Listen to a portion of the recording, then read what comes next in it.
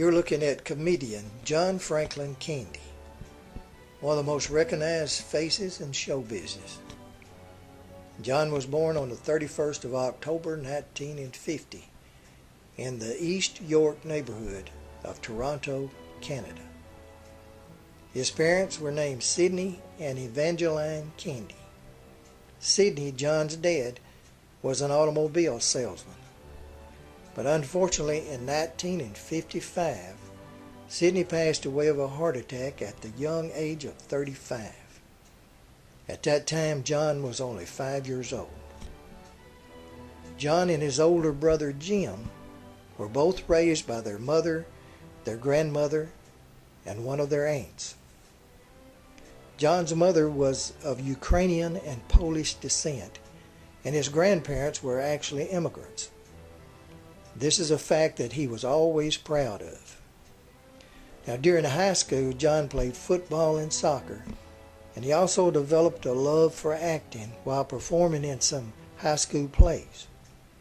In 1969, John entered Centennial Community College, where he studied journalism and acting. In 1971, John left college to pursue his acting career. Around this time, he also made friends with another Canadian comic, Dan Aykroyd. And Aykroyd, they say, is the one that encouraged Candy to try out for the popular comedy group Second City. The likable, good-natured, and very talented Candy was quickly accepted into the group.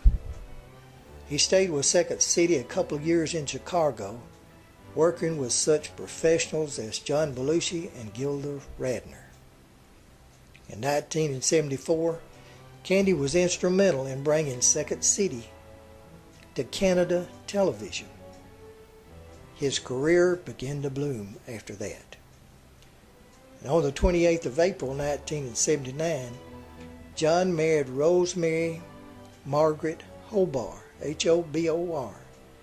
They had 2 children, Jennifer and Christopher. John and Rosemary remained married until John's death in 1994.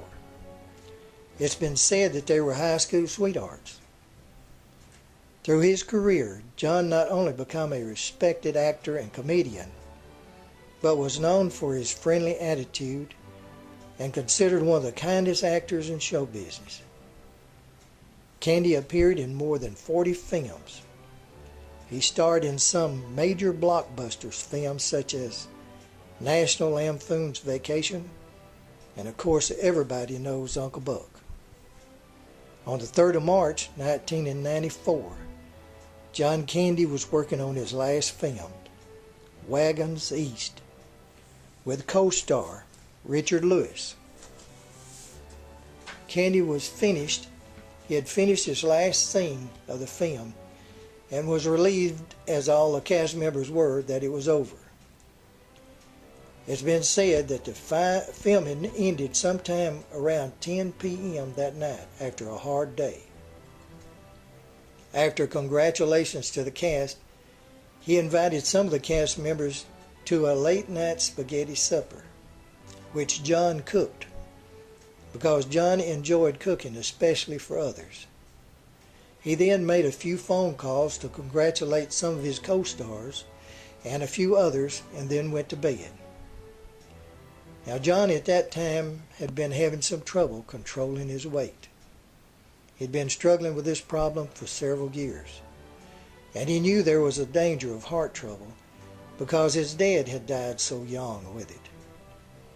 It's believed that John was staying at the Camino El Perque, P-E-R-Q-U-E, in room number 120 in Durango, Mexico, where they were doing their filming.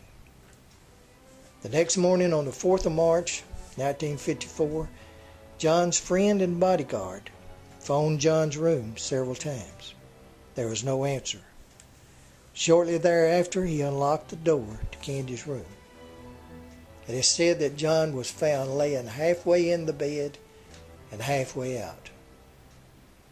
Around 9 a.m. that morning, the doctor arrived and pronounced John Candy dead. believe that he died in his sleep from a heart attack.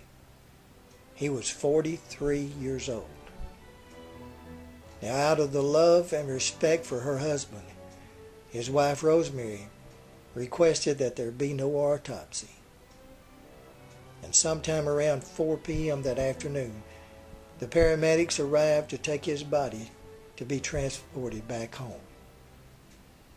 Everyone agreed that John Candy was one of the most beloved stars in Hollywood and Canada. He was buried at the Holy Cross Cemetery in Culver City, California. And in 1998, John's memory was honored by being inducted into the Canadian Walk of Fame.